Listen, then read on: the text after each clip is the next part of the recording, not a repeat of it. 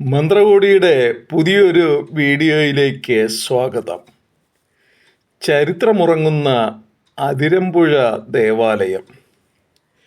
ക്രിസ്തു ശിഷ്യന്മാരിൽ മഹാനായ മാർത്തോമാ ശ്ലീഹ ഭാരതത്തിൽ വരികയും സുവിശേഷം അറിയിക്കുകയും ചെയ്തു. അദ്ദേഹം അനേകരെ ക്രിസ്ത്യാനികളാക്കി, പള്ളികൾ സ്ഥാപിച്ചു, പുരോഹിതന്മാരെ വാഴിച്ചു, ശിഷ്ടകാലം ഇവിടെ തന്നെ താമസിച്ച് കാലം ചെയ്തു. ഭാരതത്തിലെ ക്രിസ്ത്യാനികൾ തലമുറകളായി ഇത് വിശ്വസിച്ച് വരുന്നു. കേരളത്തിലെ യഹൂദ വാസകേന്ദ്രങ്ങളിലൂടെ സഞ്ചരിച്ചാണ് മാർത്തോമാ ശ്ലീഹ സുവിശേഷ പ്രവർത്തനങ്ങൾ നടത്തിയത്. തുറമുഖ പട്ടണങ്ങളായ പാലയൂർ, കൊടുങ്ങല്ലൂർ, പറവൂർ, നിരണം, കൊല്ലം എന്നീ സ്ഥലങ്ങളിൽ താമസിച്ചിരുന്ന യഹൂദന്മാരെയാണ് ജ്ഞാനം നൽകി ക്രിസ്തു മതത്തിലേക്ക് മാറ്റിയത്. യഹൂദ പാരമ്പര്യമനുസരിച്ച് പൂണൂൽ ധരിച്ച് താടിയും തലമുടിയും നീട്ടി വളർത്തി ഹോമാദികൾ നടത്തി വന്നിരുന്ന ഇസ്രായേൽ ഗോത്രങ്ങളിലെ ചില കുടുംബക്കാരാണ് ആദ്യമായി മാമോദീസ സ്വീകരിച്ച് ക്രിസ്ത്യാനികളായത്. ഇസ്രായേൽ വിട്ടുപോന്നതിന് ശേഷം 50 വർഷത്തിനു മേൽ ഇന്ത്യയിൽ ജീവിക്കുകയും ആര്യന്മാരുമായി സഹകരിച്ച് ജീവിക്കുകയും ചെയ്ത ബ്രാഹ്മണരായി തന്നെയാണ് ഇന്ത്യയിലെ മറ്റു ജനവിഭാഗങ്ങൾ കണ്ടിരുന്നത്. ക്രിസ്ത്യാനികളായ യഹൂദന്മാരെ ഇസ്രായേലിലെ പോലെ ഇവിടെയും നസ്രാണികൾ എന്ന് വിളിച്ചു തുടങ്ങിയതും മാർത്തോമാ ശ്ലീഹ ആയിരുന്നു. യഥാർത്ഥത്തിൽ ഇവർ ജൂത ബ്രാഹ്മണരായിരുന്നു. ഇവരുടെ പിൻതലമുറയാണ് നസ്രാണികളെന്നും നസ്രാണി മാപ്പിളമാരെന്നും സുറിയാനി ക്രിസ്ത്യാനികളെന്നും അറിയപ്പെടുന്നത്. ഇവരെ പൊതുവിൽ സെന്റ് തോമസ് ക്രിസ്ത്യാനികളെന്ന് വിളിച്ചു വരുന്നു. മാർത്തോമാ ശ്ലീഹയിൽ നിന്ന് ക്രിസ്തുമതം സ്വീകരിച്ച് കേരളത്തിലെ ആദിമസഭയ്ക്ക് അടിസ്ഥാനമിട്ട കുടുംബങ്ങളാണ് ഗുരുവായൂരിനടുത്ത് പാലയൂർ ഗ്രാമത്തിലെ ശങ്കരപുരി, പകലോമറ്റം, കള്ളി, കാളികാവ് എന്നിവയും മാർത്തോമാ ശ്ലീഹയിൽ നിന്നും ക്രിസ്തുമതം സ്വീകരിച്ചവരായിരുന്നു. തൃശ്ശൂരിലെ പാലയൂരിൽ ഇസ്രായേൽ ഗോത്രത്തിലെ കാണാതെ പോയ ആടുകളെയാണ് സെന്റ് തോമസ് കണ്ടെത്തിയത്. യഹൂദന്മാരുടെ പിൻഗാമികളാണെന്നതും അരാമ്യ ഭാഷയുടെ ഉപയോഗവും ഇസ്രായേലിൽ നിന്ന് ഒരു രക്ഷകൻ വരുമെന്നുള്ള പ്രതീക്ഷയും മറ്റുമാണ് ഇവരെ സെന്റ് തോമസിലേക്ക് ആകർഷിച്ചതും. അങ്ങനെ ക്രിസ്തുമതം സ്വീകരിക്കാൻ പാലയൂർ ജൂതന്മാരെ പ്രേരിപ്പിച്ചതും സെന്റ് തോമസ് പാലയൂരിൽ വെച്ച് മാമോദീസ മുക്കിയതും ജൂത ബ്രാഹ്മണരെയാണ്. ക്രിസ്തുമാർഗം സ്വീകരിച്ച പാലയൂരിലെ ശങ്കരപുരി, പകലോമറ്റം, കള്ളി, കാളിയാങ്കൽ കുടുംബങ്ങൾ ഏകദേശം 1 നൂറ്റാണ്ട് പാലയൂരിൽ താമസിച്ചതിന് ശേഷം AD 169 അങ്കമാലിയിലേക്ക് താമസം മാറ്റി. ശങ്കരപുരി കുടുംബം കോട്ടയം ജില്ലയിലെ ഏറ്റുമാനൂരിനടുത്തുള്ള കുറവിലങ്ങാട് ഗ്രാമത്തിൽ എത്തിച്ചേരാനിടയായി. അങ്കമാലിയിൽ നിന്ന് ശങ്കരപുരിയിലെ ക്രൈസ്തവ കുടുംബങ്ങൾ കടുത്തുരുത്തി വഴി ഏറ്റുമാനൂരെത്തി. സ്ഥലത്തെ ഭൂവുടമകളായ ഏറ്റുമാനൂർ കർത്താക്കളെ കണ്ടു. കുറവിലങ്ങാട് കാളികാവ് ക്ഷേത്ര സമീപമുള്ള സ്ഥലം വാങ്ങി താമസം തുടങ്ങി. ഈ കാലത്ത് ക്രിസ്ത്യാനികൾക്ക് ഇവിടെ പള്ളിയോ സെമിത്തേരിയോ ഉണ്ടായിരുന്നില്ല. അതിനാൽ മതകർമ്മങ്ങൾ അവനവൻ്റെ ഗ്രഹങ്ങളിലും ശവസംസ്കാരം തങ്ങളുടെ പുരയിടങ്ങളിലും നടത്തി വന്നു. ഏകദേശം 1800 കൊല്ലമായി ശങ്കരപുരി അടക്കമുള്ള 4 ക്രിസ്ത്യൻ കുടുംബങ്ങളുടെ പിന്മുറക്കാർ സ്ഥിരവാസമുള്ള കുറവിലങ്ങാട് ക്രൈസ്തവ സമൂഹത്തിന് ആധുനികതയുമായി അഭേദ്യം ബന്ധമുണ്ടെന്ന് തെളിയിക്കുന്നതാണ് തീർത്ഥാടന കേന്ദ്രമായ കുറവിലങ്ങാട് മാർത്തമറിയം പള്ളി. AD 334 കുറവിലങ്ങാട് സെന്റ് മേരീസ് പള്ളി സ്ഥാപിച്ചതായി പൂർവികർ പറയുന്നു. കാളികാവ് ക്ഷേത്രത്തിലെ ഭദ്രകാളി പ്രതിഷ്ഠയോട് സമാനമായ രീതിയിലാണ് ഈ ആരാധനാലയം. കുറവിലങ്ങാട് പള്ളിയുടെ കുരിശുപള്ളിയായാണ് അതിരമ്പുഴ പള്ളി സ്ഥാപിതമായത്. യാത്രാ സൗകര്യങ്ങൾ ഇല്ലാതിരുന്ന അക്കാലത്ത് അതിരമ്പുഴ നിവാസികൾക്ക് പ്രാർത്ഥനാ ആവശ്യങ്ങൾക്കായി 15 കിലോമീറ്ററോളം യാത്ര ചെയ്ത് കുറവിലങ്ങാട് പള്ളിയിൽ പോകണമായിരുന്നു. ഈ സാഹചര്യത്തിലാണ് AD 835 പരിശുദ്ധ കന്യകമറിയത്തിൻ്റെ നാമത്തിൽ അതിരമ്പുഴ പള്ളി സ്ഥാപിതമായത്. ഇവിടെ പള്ളി സ്ഥാപിക്കാൻ ഇടവന്നതിനെക്കുറിച്ച് പ്രചാരം നേടിയ ഒരു ഐതിഹ്യം നിലനിൽക്കുന്നു. പ്രശസ്തരായ എട്ടൊന്നുശ്ശേരി മനയിലെ വലിയ നമ്പൂതിരിക്ക് ഏറെ വർഷങ്ങളായിട്ടും കുട്ടികളുണ്ടായില്ല. ദുഃഖിതനായ നമ്പൂതിരി ഇല്ലത്തെ ആശ്രിതനായ പേരൂർത്താഴെ മാപ്പിളയുടെ ഉപദേശമനുസരിച്ച് പരിശുദ്ധ കന്യകമറിയത്തോട് ഉള്ളുരുകി പ്രാർത്ഥിച്ചു. പ്രദേശവാസികളായ ക്രൈസ്തവ കുടുംബങ്ങളും ഇവർക്കായി കൂട്ടായ പ്രാർത്ഥന നടത്തി. പരിശുദ്ധ കന്യകമറിയത്തിൻ്റെ അനുഗ്രഹത്താൽ അന്തർജനം ഒരു ആൺകുഞ്ഞിനെ പ്രസവിച്ചു. സന്താന ഭാഗ്യം കൊണ്ട് സന്തോഷവാനായ നമ്പൂതിരി പേരൂർത്താഴെ മാപ്പിളയ്ക്ക് നൽകിയ വാഗ്ദാനമനുസരിച്ച് ഉദ്ദിഷ്ട കാര്യസാധ്യത്തിന് നന്ദിയായി ഇല്ലത്ത് നിന്നും പള്ളി സ്ഥാപിക്കാനായി കുറേ സ്ഥലം ദാനം ചെയ്തു. ഇവിടെയാണ് പരിശുദ്ധ കന്യകമറിയത്തിൻ്റെ നാമത്തിലുള്ള ആദ്യത്തെ പള്ളി ഉണ്ടായത്. ഇന്ന് ചെറിയ പള്ളി സ്ഥിതി ചെയ്യുന്ന സ്ഥലമാണ് ഈ പുരയിടം. കാലക്രമേണ പള്ളി കാഞ്ഞിരത്തിനാൽ പുരയിടത്തിലേക്ക്, അതായത് ഇന്നത്തെ വലിയ പള്ളി സ്ഥിതി ചെയ്യുന്ന സ്ഥലം, മാറ്റി സ്ഥാപിച്ചു. എട്ടൊന്നുശ്ശേരി ഇല്ലത്ത് നിന്നും ലഭിച്ച സ്ഥലത്താണ് പള്ളി സ്ഥാപിതമായത് എന്നുള്ളതിന് തെളിവായി തലമുറകൾ കൈമാറി വരുന്ന ഒരു ആചാരം ഇന്നും ഇവിടെ തുടർന്നു വരുന്നു. വിശുദ്ധ സെബസ്ത്യാനോസിൻ്റെ തിരുനാൾ സമാപന ദിവസമായ ജനുവരി 26 അവകാശം നൽകാൻ ആദ്യം വിളിക്കുന്നത് എട്ടൊന്നുശ്ശേരി നമ്പൂതിരിയുടെ പേരാണ്. അതിരമ്പുഴ ഫെറോനയിൽ 2 മുഖ്യ തിരുനാളുകളാണ് നടത്തപ്പെടുന്നത്. പരിശുദ്ധ കന്യകമാതാവിൻ്റെയും വിശുദ്ധ സെബസ്ത്യാനോസിൻ്റെയും ജനുവരി 18 മുതൽ ഫെബ്രുവരി 1 വരെ നടത്തപ്പെടുന്ന വിശുദ്ധ സെബസ്ത്യാനോസിൻ്റെ തിരുനാളാണ് ഇവിടുത്തെ വലിയ പെരുന്നാൾ. സെപ്റ്റംബർ മാസത്തിൻ്റെ 3-ാം ഞായറാഴ്ച മാതാവിൻ്റെ തിരുനാൾ ആഘോഷിക്കപ്പെടുന്നു. ഈ പെരുന്നാൾ കന്നിമാസ പെരുന്നാൾ എന്നും നാരങ്ങ പെരുന്നാൾ എന്നും അറിയപ്പെടുന്നു. അതിരമ്പുഴയിലെ അടിയേൽപ്പിച്ച തിരുസ്വരൂപം. അതിരമ്പുഴ പള്ളി പരിശുദ്ധ കന്യകമറിയത്തിൻ്റെ നാമധേയത്തിലാണെങ്കിലും ഇവിടുത്തെ പ്രധാന തിരുനാൾ വിശുദ്ധ സെബസ്ത്യാനോസിൻ്റേതാണ്. ഈ തിരുനാൾ അതിരമ്പുഴ തിരുനാൾ എന്നറിയപ്പെടുന്നു. തിരുനാളിൻ്റെ തുടക്കം എന്നു തുടങ്ങിയെന്ന് നിശ്ചയമില്ല. പോർട്ടുഗീസുകാരുടെ വരവോടെയാണ് വിശുദ്ധന്മാരുടെ വണക്കം കേരളത്തിൽ തുടങ്ങുന്നത് എന്ന വസ്തുത ശരിയാണെങ്കിൽ 16-ാം നൂറ്റാണ്ടിന് ശേഷമാകാം വിശുദ്ധൻ്റെ തിരുനാൾ ആരംഭിച്ചിട്ടുള്ളത്.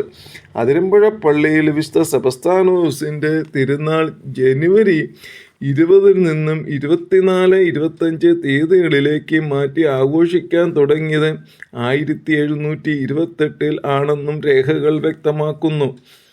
തിരുനാൾ തിരുകർമ്മങ്ങളിൽ ഏറ്റവും ആകർഷകമായ വിഖ്യാതമായ നഗരപ്രദക്ഷിണത്തിനും തീവെട്ടി, ആലവട്ടം, വെഞ്ചാമരം, ചുരുട്ടി മുതലായ അനേക അകമ്പടിയുണ്ട്. ഇവയെല്ലാം പഴയ മർത്തോമാ നസ്രാണികൾ അനുഭവിച്ചിരുന്ന 71 പദവികളിൽ പെടുന്നവയാണ്. ഇതും തിരുനാളിൻ്റെ പൗരാണികത വിളിച്ചോതുന്നു.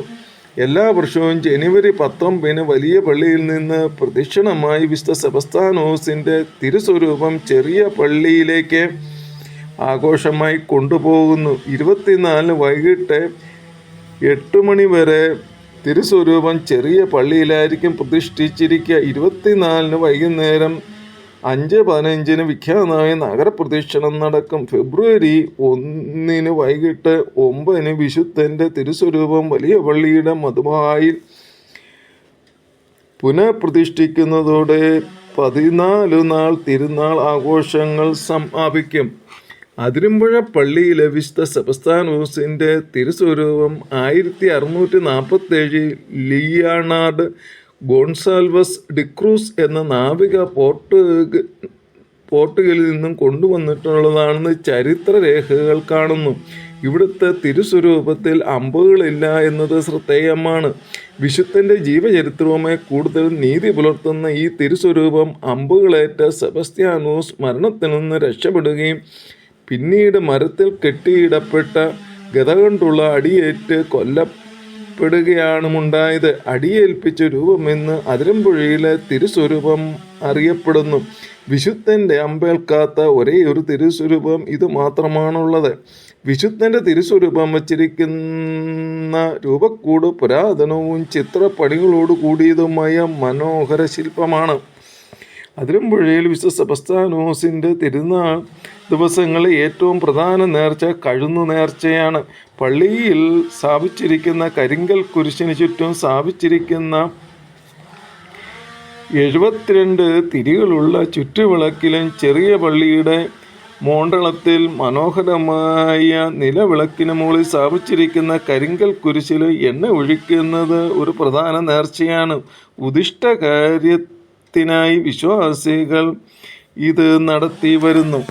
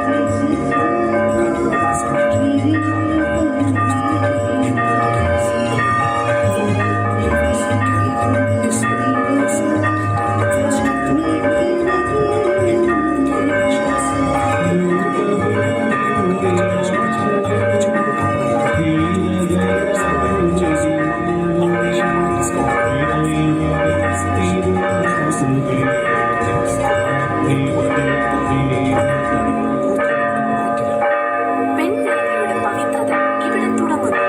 അവിടെ തുടങ്ങുന്നു ജോസ് കുര്യൻ. ആ പുഞ്ചിരി കൊഞ്ചനും ആഹ്ലാദവുമായി വിടരുമ്പോൾ കൂടെ കുലുങ്ങിച്ചിരിക്കാൻ ജോസ് കുര്യൻ. അവളുടെ മനസ്സും മോഹങ്ങൾ തുറന്നു മങ്ങയെ അവളുടെ മുഖത്തായിരുന്നു ജോസ് കുര്യൻ. പെണ്ണിന്റെ ജീവിതയാത്രയിലെ അഭിമാനം.